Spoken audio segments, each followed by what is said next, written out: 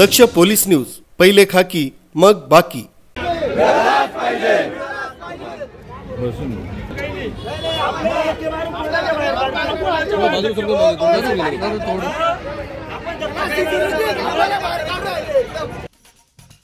अल्पवयीन मुलीच्या लैंगिक अत्याचार तसंच हत्ये प्रकरणातील आरोपीला आज न्यायालयात हजर करणार होते। आज मालेगाव न्यायालयात मोठा आक्रोश पाहायला मिळाला।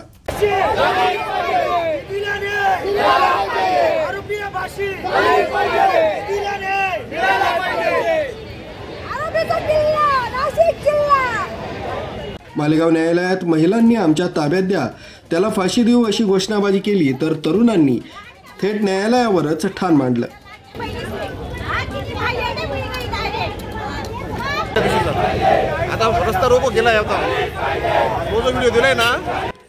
तर दुसऱ्या बाजूला मालेगावातील तरुणांनी कोर्टाला लागूनच असलेल्या कॅम्प रोडवर रास्ता रोको सुरू केलाय।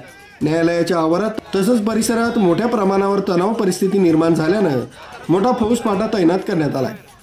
मालेगाव न्यायालयातील तणावाची परिस्थिती बघता आरोपीला हजर करतील की व्हिडिओ कॉन्फरन्सिंगद्वारे सुनावणी घेण्यात येईल हे जाणून घेणं महत्त्वाचं ठरणार आहे।